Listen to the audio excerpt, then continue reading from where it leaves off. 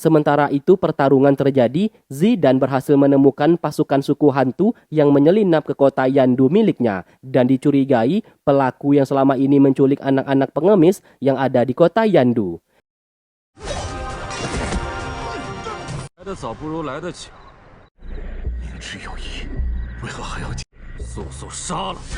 Saat dalam posisi terdesak dan kalah kekuatan, Tang Hua bersama pasukannya datang ke sana memberikan bantuan.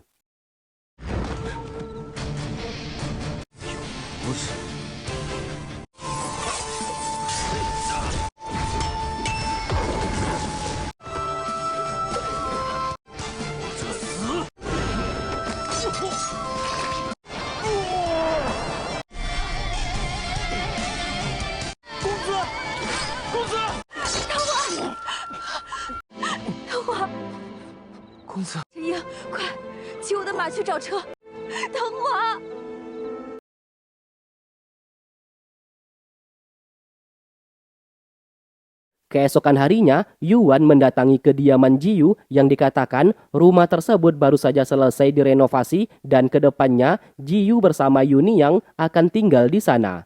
Tanpa sengaja, Yuan melihat sebuah lukisan di atas meja. Jiyu berkata itu adalah lukisan Dewi Wusang, dewa yang disembah oleh semua orang di desa tersebut. Sontak, Yuan sangat terkejut karena Dewi Wusang ternyata memiliki senjata cambuk dan burung phoenix, yang dimana ia sempat melihat Tan Yin juga menggunakannya. Dari sanalah ia sadar Tan Yin adalah seorang dewa. Ia pun kembali dengan tatapan kosong dan penuh kekecewaan, sebab di saat dulu di dalam pertarungannya melawan suku hantu, ia tanpa sengaja melukai Dewi Wusang yang kebetulan berada di tengah-tengah medan pertempuran dan terkena efek dari kekuatan tangan dewa miliknya.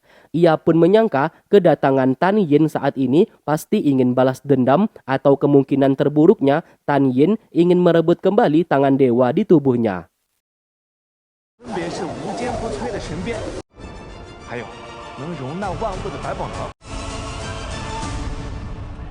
Sementara itu, Nenek Gu yang dirasuki oleh seorang dewa hendak melakukan sebuah ritual menggunakan darah dari anak-anak pengemis yang telah mereka culik dan memerintahkan mereka untuk mengumpulkan 20 anak-anak agar dibawa ke sana. Dewa yang merasuki Nenek Gu berencana menggunakan ilmu sihir dari suku hantu agar bisa merasuki tubuh Tan Yin dan berencana membunuh Yuan agar bisa merebut kembali tangan dewa. Kembali ke Yuan, sambil marah-marah ia memberitahukan kebenaran mengenai identitas Tan Yin kepada Lukman. Mendengarkan itu, Lukman memintanya mulai sekarang untuk berhati-hati. Meski Tan Yin selama ini selalu bersikap baik, namun mereka tidak tahu apa yang sedang direncanakannya.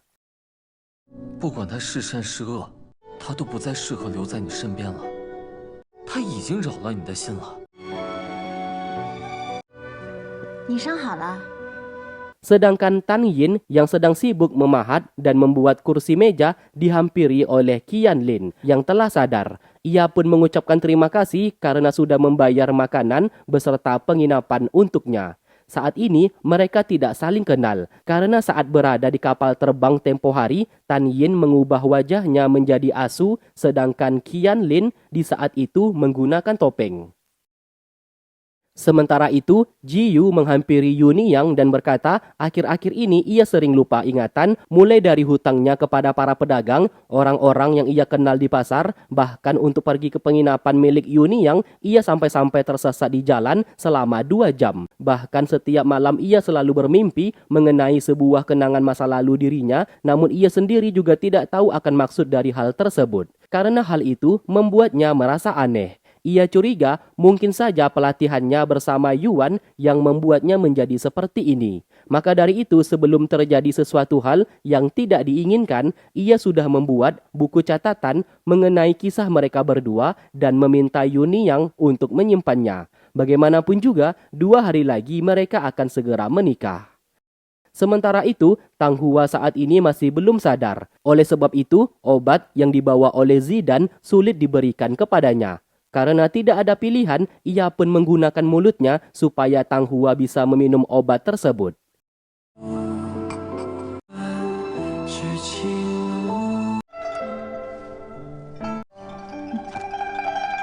Di malam hari, saat Yuni yang mencoba baju pernikahan, ia melihat sosok pria misterius menculik anak-anak pengemis. Tidak ambil diam, ia pun bergegas mengikutinya. Namun sebelum itu, ia menggunakan beberapa butir kalung permata dan dibuang ke tanah untuk memberikan tanda kepada Jiyu agar mudah mencari jejaknya.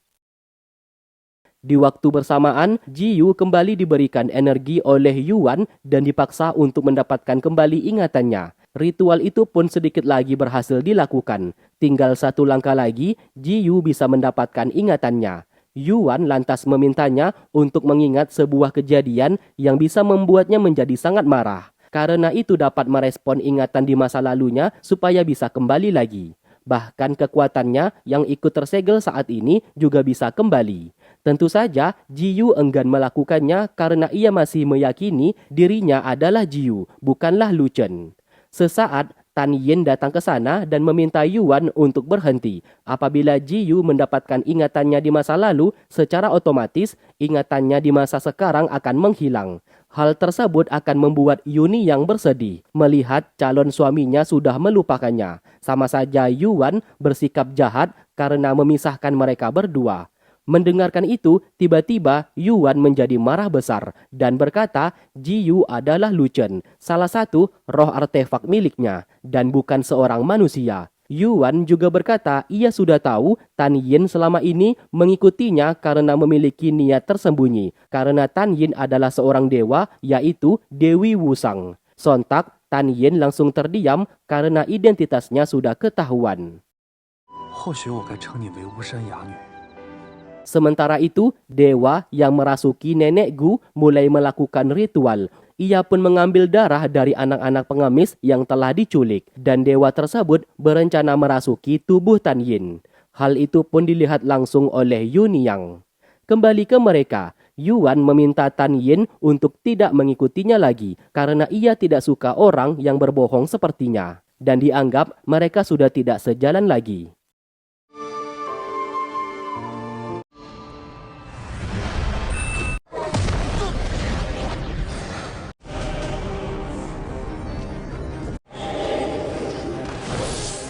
Ternyata Tan Yin telah kerasukan ilmu sihir suku hantu. Nenek Gu yang dikendalikan oleh dewa berhasil memasuki tubuhnya dan hendak membunuh Yuan. Yuan menggunakan tangan dewa untuk menyadarkannya kembali. Namun kali ini tidak berhasil karena ilmu sihir suku hantu begitu sangat kuat. Bagaimana tidak, dewa yang merasuki nenek Gu menggunakan tumbal darah anak-anak dalam memperkuat ilmu sihir tersebut. Yuni yang memberanikan diri menggagalkan ritual mereka sehingga pada akhirnya Tan Yin kembali sadar.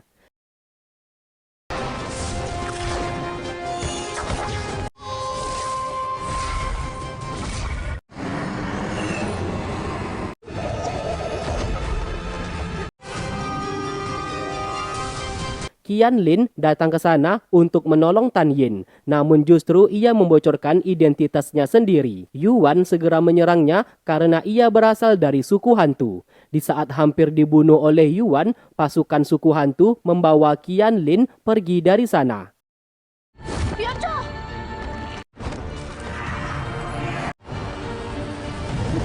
Ternyata dewa yang merasuki nenek Gu saat ini untuk membunuh Yuan ulah dari Han Yu yang tidak sabar ingin segera mendapatkan kembali tangan dewa supaya dewa Tai He bisa bangkit dari kematian. Sementara itu, Jiyu mendapatkan informasi Yuni yang pergi mengejar si penculik anak-anak di desa mereka dan sampai saat ini belum kembali. Dengan segera mereka pergi mencari. Di tengah perjalanan, Jiyu menemukan beberapa mutiara milik Yunyang, jejak yang sengaja ditinggalkan. Singkat cerita, mereka tiba di pintu masuk sebuah desa yang dipercaya tempat tinggal suku hantu saat ini. Tan Yin memintanya untuk segera masuk, sedangkan ia berjaga di luar, menunggu Yuan datang ke sana.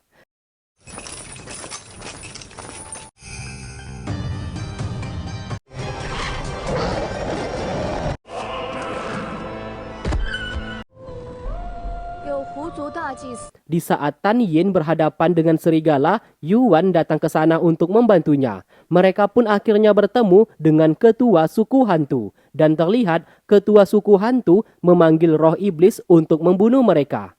Secara tiba-tiba, Yuan merasakan kepalanya sangat sakit dan ia juga mendengarkan suara seseorang memanggilnya. Seketika ia pun hilang kesadaran dan masuk ke alam bawah sadarnya. Melihat ada yang tidak beres, Tan Yin juga ikut masuk ke dalam alam bawah sadar Yuan dan meminta Lukman untuk berjaga di sana.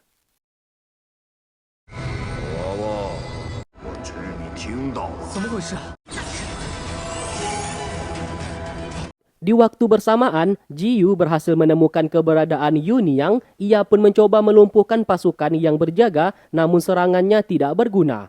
Untung saja Kaisan datang tepat waktu dan memberikan bantuan.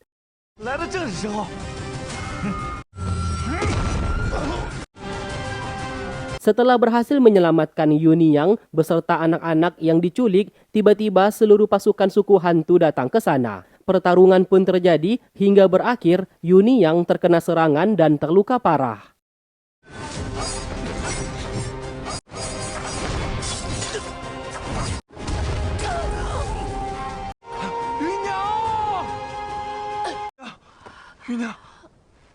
Melihat itu, ia pun menjadi sangat marah. Tanpa sadar, ia membangkitkan kekuatannya dan ingatannya di masa lalu sebagai Lu Chen telah kembali.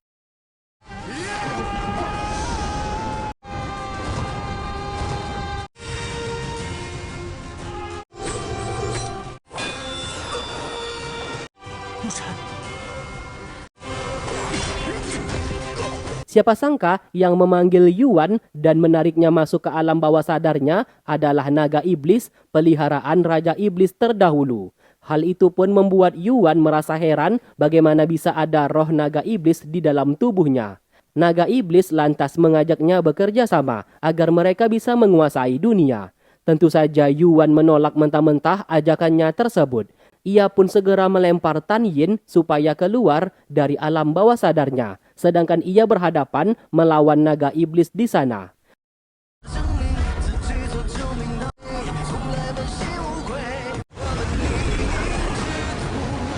Saat sedang bertarung, Yuan sengaja memperlihatkan kejadian masa depan kepada naga iblis, yang dimana Yuan berhasil mengumpulkan kelima roh artefak tangan dewa agar bisa memanggil hujan meteor api langit yang sangat banyak.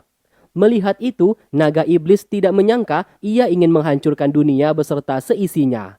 Siapa sangka Yuan selama ini sudah dirasuki iblis dan hal itu baru disadari oleh naga iblis di sana. Yuan seketika berubah menjadi sangat besar dan langsung menghabisinya.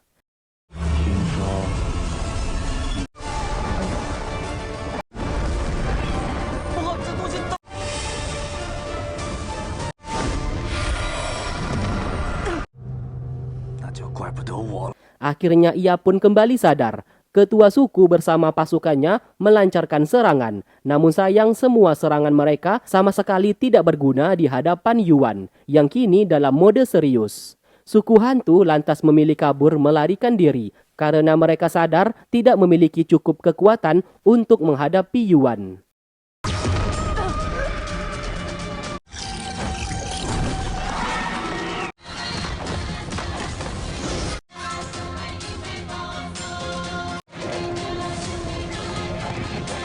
Saat kembali, Jiyu alias Lu Chen kini telah sadar dan mendapatkan kembali ingatan di masa lalu. Ia pun meminta maaf kepada Yuan karena sudah merepotkannya.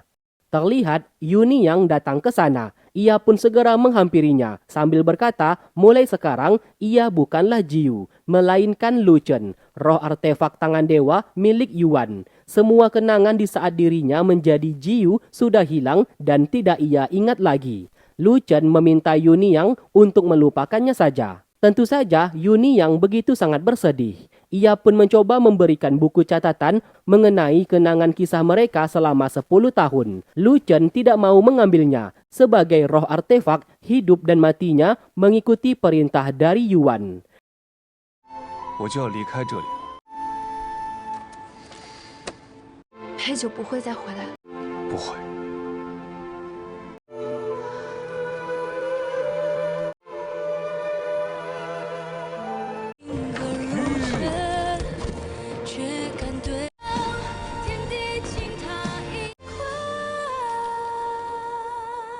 Setelah melanjutkan perjalanan, kini tersisa 2 roh artefak yang harus ditemukan, yang bernama Siyu di kota Yandu dan Ling Yao, seorang wanita di Sungai Su.